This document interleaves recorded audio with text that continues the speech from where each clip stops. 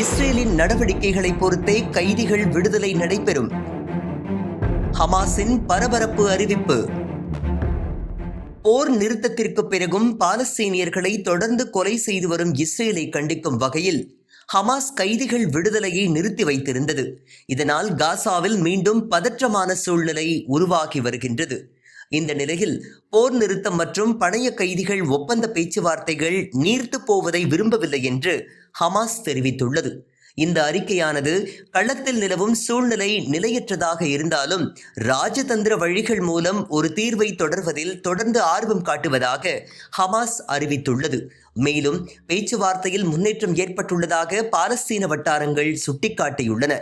Israel ஒப்பந்தத்தை மதிக்கும் பட்சத்தில் சனிக்கிழமை பணைய கைதிகளை விடுவிப்பதாக ஹமாஸ் மத்தியஸ்தர்களிடம் கூறியிருக்கும் தகவல் வெளியாகியுள்ளது.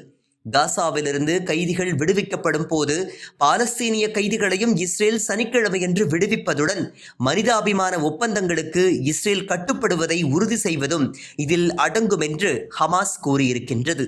ஒப்பந்தமிடப்பட்ட முன்னேற்றம் பகைமையை நிறுத்தும் மற்றும் பணைய கைதிகளை விடுவிக்கும் உறுதியான நடவடிக்கைகள் சுமூகமாக நடைபெறுமா என்பதை தீர்மானிப்பதில் வரும் நாட்கள் முக்கியமானதாக இருக்கும்.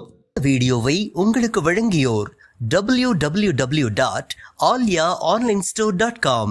ட்ரை ஃப்ரூட்ஸ், நட்ஸ், கிமியா பேரிச்சம்பழம், குழந்தைகளுக்கான விளையாட்டு பொருட்கள் உள்ளிட்ட 100க்கும் மேற்பட்ட பொருட்களை இந்த இணையதளம் மூலம் வீட்டிலிருந்தே வாங்கிக் கொள்ளலாம். மேலும் விவரங்களுக்கு 9080394821 என்ற வாட்ஸ்அப் எண் மூலமாகவும் தொடர்பு கொண்டு பொருட்களை வாங்கலாம்.